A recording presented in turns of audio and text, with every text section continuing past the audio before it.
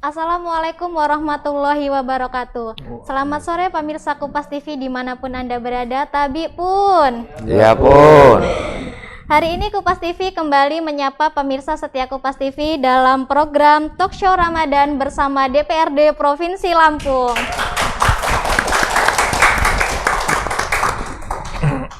Tema diskusi kita pada sore hari ini adalah tata kelola perekonomian daerah. Sebelum kita memulai diskusi kita pada sore hari ini, tentunya saya akan menyapa ketiga narasumber saya yang sudah hadir pada sore hari ini. Yang pertama adalah Ketua Komisi 3 DPRD Provinsi Lampung, Bapak Ihwan Fadil Ibrahim. Selamat sore, Abang. Selamat sore. Assalamualaikum warahmatullahi wabarakatuh. Waalaikumsalam warahmatullahi wabarakatuh. Narasumber saya yang kedua tentunya yang tidak terlepas dari ketua yang selalu melekat adalah Sekretaris Komisi 3 DPRD Provinsi Lampung, Bapak Noveris Mansubing. Selamat sore, Bang. Selamat sore, Assalamualaikum warahmatullahi wabarakatuh. Waalaikumsalam warahmatullahi wabarakatuh. Dan narasumber saya yang ketiga pada sore hari ini adalah Kasubdit Anggaran BPKAD Provinsi Lampung, Bapak Muhni Emirhan. Betul? Betul, Mbak. Selamat sore, Bang. Sore, Mbak. Assalamualaikum warahmatullahi wabarakatuh. Waalaikumsalam warahmatullahi wabarakatuh. Baik pemirsa Kupas TV, kita pada diskusi sore hari ini akan membahas tentang tata kelola perekonomian daerah Provinsi Lampung yang tentunya tidak terlepas dari pengelolaan keuangan di daerah Provinsi Lampung. Tentunya kalau berbicara tentang tata kelola perekonomian dan keuangan, ini yang membidanginya adalah Komisi 3 DPRD Provinsi Lampung, ya kan. Saat ini masyarakat di Provinsi Lampung masih banyak, Bang, yang belum mengetahui sebetulnya seperti apa sih tata kelola keuangan yang ada di Provinsi Lampung. Mungkin bisa dijelaskan kepada pemirsa Kupas TV seperti apa, Bang, sebenarnya tata kelola perekonomian dan keuangan di Provinsi Lampung. Saya persilakan kepada Bang Emir terlebih dahulu. Iya, baik. Mohon izin pimpinan. Saya coba jelaskan dari sisi pengelolaan keuangan daerah. Semuanya dimulai dari proses perencanaan.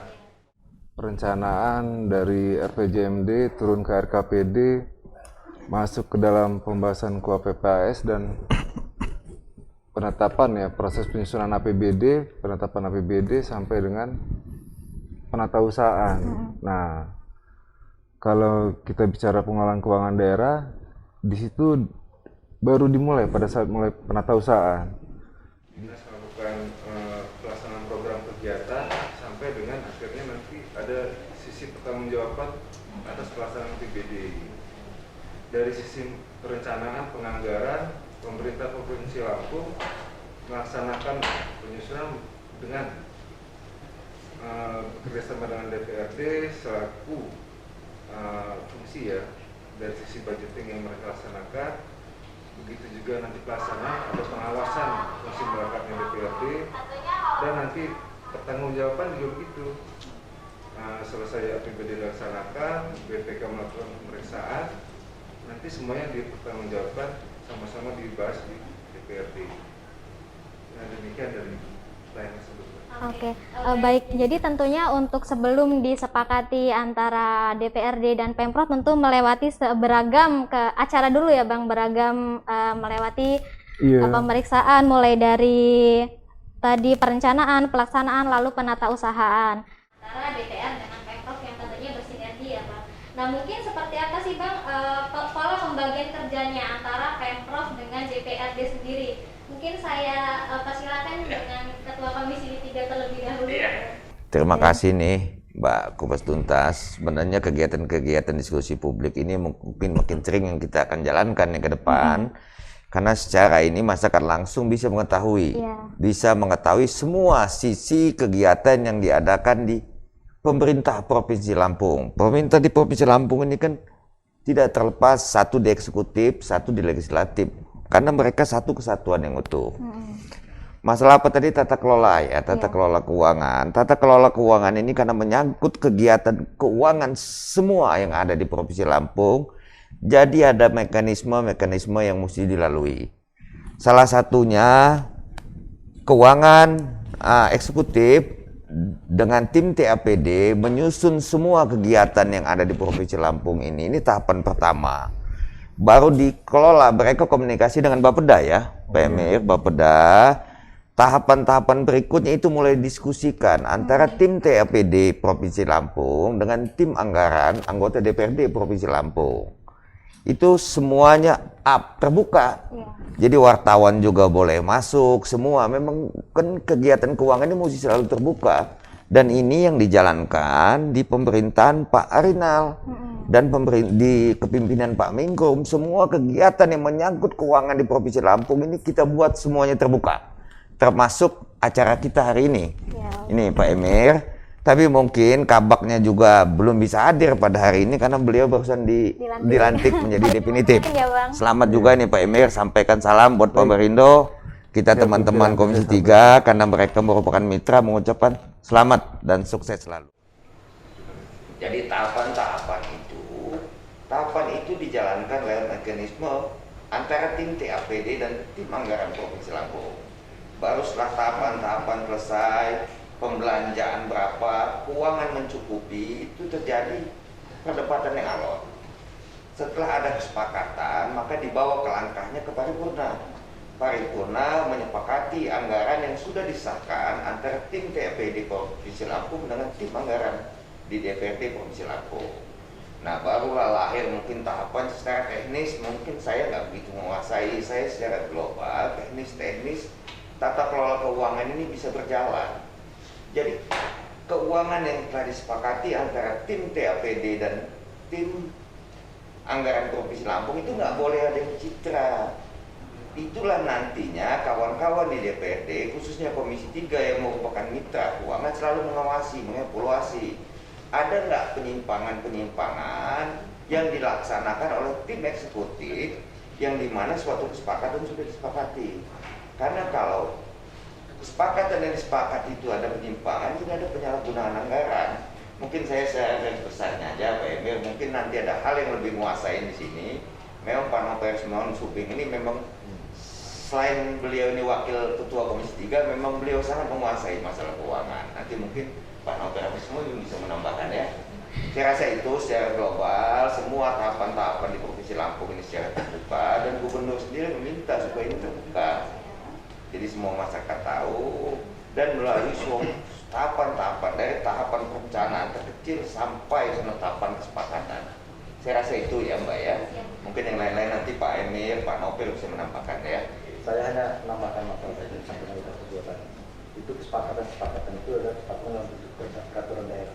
Jadi pengesahan setiap APBD yang disampaikan setelah disahkan oleh paripurna itu ada perda. Dan perda itulah yang dimaksud oleh kesepakatan. Jadi tidak boleh ada yang menyimpang dari apa yang telah dikeluarkan dalam peraturan daerah. Baik, tadi kan disebutkan bahwasanya untuk perencanaan kita bersifat terbuka dari yang terkecil sampai dengan yang terbesar. Apakah hal tersebut bertujuan agar masyarakat ikut berpartisipasi mengawasi ketransparan anggaran yang ada di Provinsi Lampung sendiri, Pak? Oh iya, memang itu benar. Seperti sampaikan oleh Pak Ketua tadi bahwa kita memang ini terbuka dalam menyusun APBD Lampung itu sesuai dengan undang-undang juga. Ini memang terbuka untuk umum. Jadi tidak ada yang ditutupi, semuanya terbuka. Silakan wartawan kalau mau melihat juga boleh.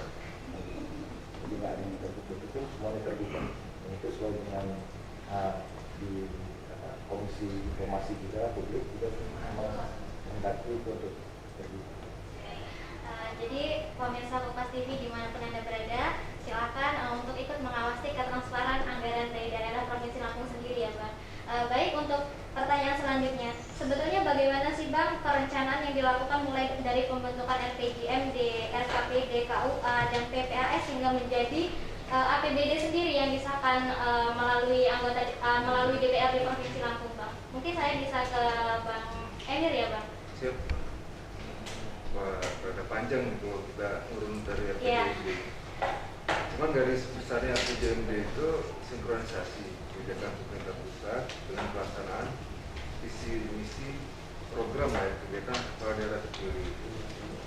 Masuk ke RKPD, disitulah implementasi dari satuan-satuan visi misi tadi, berikut juga pelaksanaan sinkronisasi kebijakan pusat yang setiap tahunnya tertuang dalam Permendagri, Pedoman Penyusunan APBD. Nah, dari proses itu RKPD kita masuk ke sebuah PPAS. Di situ ada momen musrenbang, ada momennya pokir-pokir, pokok-pokok pikiran dari dewan segala macam. Nah, masuklah pembahasan kebijakan ekonomi. Nah, penetapan pertumbuhan ekonomi, kita susun program di PPAS berdasarkan Pagu. Nah, setelah disetujui bersama dengan DPRD, masuklah ke pelaksanaan penyusunan APBD. Nah, disitulah pembahasan terkait dengan program kegiatan sampai dengan ada persetujuan kesepakatan bersama lah. Baru APBD itu disampaikan ke Mendagri untuk dievaluasi, turun hasil evaluasi itu disampaikan lagi kepada pimpinan DPRD untuk dilakukan tindak lanjut bersama-sama atas hasil keputusan Mendagri tersebut, baru APBD disahkan. Nah, itu runut garis besarnya ya dari APBD sampai ke penetapan APBD. Nah, kalau di Permendagri sendiri itu kan dibahas bahwasannya untuk pembentukan APBD sendiri itu kan harus bersifat transparan ya Bang, adil, berdasarkan dengan kepatuhan dan dirasakan manfaatnya oleh masyarakat. Mungkin yang paling digarisbawahi adalah manfaat yang dirasakan oleh masyarakat sebetulnya apa sih Bang di anggaran yang sudah disetujui antara DPRD dan Pemprov sendiri Bang? Jadi berdasarkan musrenbang itu kan ada serapan aspirasi dari masyarakat, begitu juga dari pokir-pokir yang masuk ya. Terus juga memang ada amanat regulasi yang disebutkan dalam pedoman penyusunan APBD untuk fokus pada pendidikan, kesehatan. Begitu juga dalam penanganan kesehatan pada masa pandemi ini ya.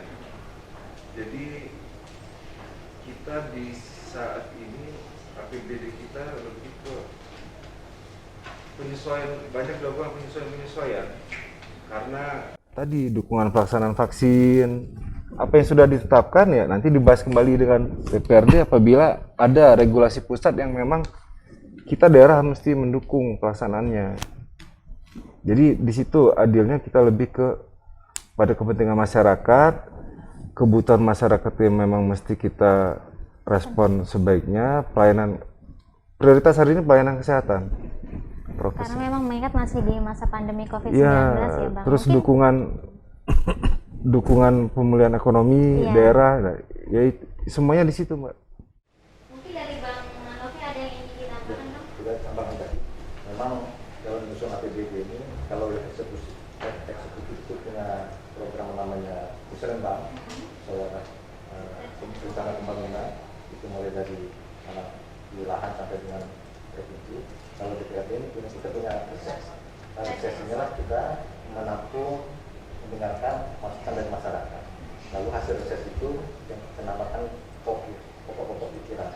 Nah, ini kita serahkan kepada Bapak, nanti Bapak juga mempelanjunya bersama-sama dengan seluruh dewan yang lainnya, hasil-hasil pokok tadi baru dikeluarkan dalam dan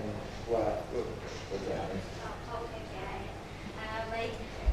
Kemudian Bang, di poin lain juga disebutkan bahwa pengelolaan anggaran daerah harus tepat waktu dan tidak bertentangan dengan peraturan daerah lainnya, peraturan dengan daerah seperti di luar provinsi Lampung. Nah, batas waktu pengelolaannya ini seperti apa sih Bang setiap tahunnya dan dalam jangka waktu kapan dia dinyatakan tepat waktu dan tidak tepat waktunya? Mungkin langsung ke Bang Emir dulu ya. memang ya, semuanya tertuang dari PP 12 dan juga di pedoman penyusunan APBD setiap tahun supaya untuk pedoman penyusunan APBD 2021 ini kita menyusun APBD 2022 itu limit ditetapkannya sampai dengan 31 Desember. Untuk 2022 ya. Nah, kalau proses untuk perubahan itu sudah mulai dari Juni udah mulai masuk tahapan ke PKS, tahapan itu tepat waktu ya sesuai jadwal yang ditentukan di Permendagri tersebut. Nah, mungkin selama ini yang terjadi di actionnya di lapangan, apakah pernah dari Pemprov sendiri mengalami tidak tepat waktu atau seperti apa, Bang? Alhamdulillah sampai dengan saat ini kita selalu tepat waktu dalam proses penetapan APBD di DPRD Jakarta. Uh, Poin yang tidak kalah penting terkait dengan APBD adalah transparan dan partisipatif. Bagaimana nih Pemprov dan DPRD sendiri menjalankan transparansi anggaran, Bang? Seperti tadi disebutkan bahwasannya semua masyarakat ikut berpartisipasi mengawasi anggaran yang ada di Provinsi Lampung. Apakah Pemprov dan DPR sendiri menerima keluhan dari masyarakat, Bang, sekiranya ada kerja di lapangan yang tidak benar dan adanya tercium korupsi anggaran gitu? Apakah DPRD sendiri menyerap aspirasi tersebut, Bang? Mungkin saya ke Pak Ketua. Saya kira DPRD karena sebagai bagian dari bagian pemerintah, dia mesti siap menyerap aspirasi dari bawah. Karena memang DPRD ini sendiri dia yang dipilih oleh masyarakat, dan fungsi DPRD ini sebagai fungsi pengawasan kepada eksekutif. Di luar itu, jadi DPRD dengan masukan-masukan dari masyarakat, DPRD ini ada hal-hal bisa memuatkan di pengawasan. Jadi kadang-kadang kita sendiri, kadang-kadang media elektronik segala macam itu bisa dimasukkan untuk kita sebagai tim pengawas, karena mata DPRD ini nggak begitu banyak. Tapi kalau udah ada masukan dari masyarakat, dari media, khususnya Mbak siapa namanya nih? Ria, Bang. Nah, Mbak Ria, wartawan, nanti jadi dimasukkan kita, mungkin dengan masukan-masukan ini akan menambah juga wacana di DPRD dalam hal pengawasan. Karena fungsi DPRD ini salah satu pengawasan, budgeting, anggaran. Nah, itu perlu kita semua masyarakat memberikan masukan. Jadi bagaimana kita bisa langkah ke depan ini bisa lebih baik. Harapan saya khususnya Komisi 3, karena saya sebagai ketua Komisi 3, nanti mungkin ke depan kita akan ini nih, Pak Novelis Mansubin, informasi laporan masyarakat, khususnya ke mitra-mitra yang memang merupakan mitranya Komisi 3. Karena dengan nggak ada lagi dengan dukungan masyarakat secara full, mungkin Provinsi Lampung ini ke depan akan lebih baik, Pak. Saya rasa itu mungkin ada teknis-teknis yang mendasar, nanti mungkin Pak Novel bisa menjelaskan ya. Termasuk dengan kegiatan kita yang reses tadi ya, Bang? Iya. Dari Bang Novel mungkin ada yang ingin ditambahkan? Ya, bicara soal transparansi tadi, zaman sekarang ini sudah sangat terbuka sekali. Iya. Jadi semua yang dihasilkan oleh DPRD ini juga ada di media-media online, ada di linknya DPRD, ada linknya di keuangan maupun di Pemprov, semua itu terbuka. Jadi masyarakat bisa melihat di situ, bukan linknya aja, masih tahu. Jadi sekarang ini nggak ada lagi namanya sudah ditutup. Karena sudah mengingat sekarang serba digital ya, Serba Bang. digital, iya. Baik, pemirsa Kupas TV dimanapun Anda berada, jika ada yang ingin ditanyakan tentang diskusi kita pada sore hari ini, boleh menuliskan di kolom komentar di akun Instagram kami di Kupas Lampung atau di Facebook kupastuntas.co. Kita menuju ke pertanyaan selanjutnya, Bang. Dilihat dari struktur APBD ini terdiri dari pendapatan, belanja, dan pembiayaan. Seperti apa sih, Bang, sebenarnya skema APBD ini agar tetap bisa berjalan baik dan sinkron sehingga tidak terjadi pengeluaran yang lebih besar daripada pendapatan? Mungkin saya bisa ke Bang Emil terlebih dahulu. Kita fokus di APBD 2021 ini, ya. Maksud saya pembahasan strukturnya. APBD 2021 pemerintah Provinsi Lampung. Strukturnya itu surplus 121 miliar. 121. Surplus itu digunakan untuk menutupi pembiayaan. Di situ ada pembayaran pokok utang. Jadi ada dari sisi penerimaan pembiayaan dan pengeluaran pembiayaan. Nah, pengeluaran pembiayaan itu pembayaran pokok utang sebesar 141 miliar. Nah, kalau dari sisi strukturnya Pemprov Lampung surplus sebesar 121 M. Jadi ya kita masih sehat, belum ya apa ya, belanja kita masih sehat, alhamdulillah. Saya tambahkan, Boleh sih. kita sudah mengesahkan APBD 2021 tempoh hari. Ini APBD kita dipatok 7,593 triliun. Di 2021 ini. 2021 ya, triliun. Jadi dari pendapatan asli daerahnya 3,337 triliun, pendapatan transfernya 4,242 triliun, pendapatan sah lain-lainnya 13,9 miliar. Total pendapatan daerah ini menurun 252,116 miliar dibanding dengan tahun 2020 yang lalu. Sementara belanja daerah kita sebesar 7,480 triliun. Rinciannya belanja operasional 5,246 triliun, belanja pegawainya 1,942 triliun, dan belanja barang dan jasa 1,398 triliun. Belanja daerah tahun anggaran 2021 juga lebih sedikit 254,7 miliar ketimbang ini. Tapi ini belum di refocusing ya. Nah, refocusing ini ada tentunya 8%. 8%. Jadi semua APBD ini harus mengurangi anggarannya 8% untuk kita sama-sama fokus ke COVID-19 ini.